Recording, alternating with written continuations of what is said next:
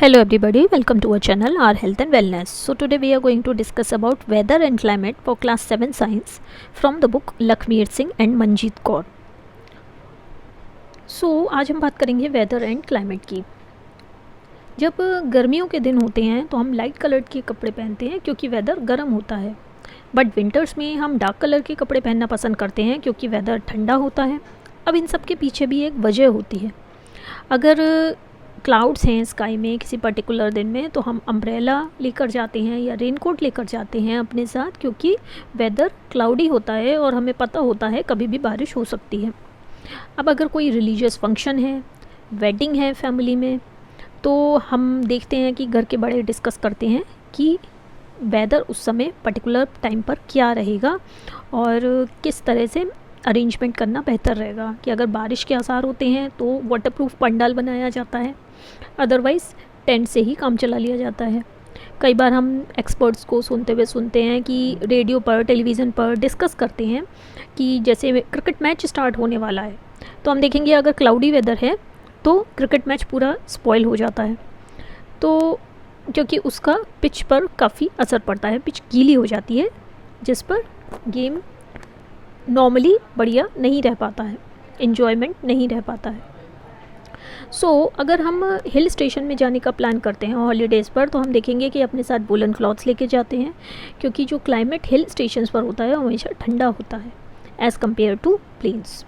दूसरी तरफ अगर हम देखेंगे कि अगर हम सी साइड एरिया पर जाएंगे तो हमें वूलन क्लॉथ्स की बिल्कुल ज़रूरत नहीं होती, क्योंकि क्लाइमेट वहाँ पर ठंडा नहीं होता है. तो इन सब चीज़ों से हमें ये पता चला कि वेदर और क्लाइमेट दो अलग अलग चीज़ें हैं. हमें पता है कि एयर में कुछ वाटर वेपर होता है, मॉइस्चर होता है. तो ह्यूमिडिटी क्या है? Humidity is a measure of water vapour और मॉइस्चर इन द एयर. जब amount of water vapour air में ज़्यादा होता है तो हम ये कहते हैं कि ह्यूमिडिटी ज़्यादा है, एयर हमें मॉइस्ट लगती है, उमस सी रहती है. तो हम देखेंगे कि ऐसी कंडीशन में जो स्वेट होता है, पसीना होता है हमारी बॉडी का, वो इवापोरेट नहीं हो पाता और हमें हर समय गर्मी और अनकंफर्टेबल सा ही लगता रहता है. अगर ह्यूमिडिटी किसी पर्टिकुलर एरिया में ज़्यादा है तो उस जगह का क्लाइमेट हम ह्यूमिड बोलते हैं. दूसरी तरफ अगर amount of water vapour air में लो रहता है तो हम कहेंगे कि ह्यूमिडिटी कम है. जब ह्यूमिडिटी कम होती है तो एयर सूखी लगती है, तो ऐसी कंडीशन में जो स्वेट होता है वो इवापोरेट हो जाता है जल्दी और हमें कूल एंड कंफर्टेबल फील होता है. तो ह्यूमिडिटी एयर की हम कैसे एक्सप्रेस करते हैं? It is expressed as a percentage. अगर ह्यूमिडिटी 100% है एक पर्टिकुलर टेम्परेचर पर तो उसका मतलब क्या होता है? उसका मतलब है कि हमारी एयर वाटर वेपर से पूरी तरह सैचुरेट हो चुकी है, मतलब उससे ज़्यादा वाटर वेपर नहीं आ सकती. इससे ज़्यादा वाटर वेपर हमारी एयर होल्ड नहीं कर सकती. अगर ह्यूमिडिटी 50% है तो उसका मतलब ये है कि वाटर वेपर एयर में हाफ है, सैचुरेशन पॉइंट से जस्ट हाफ है.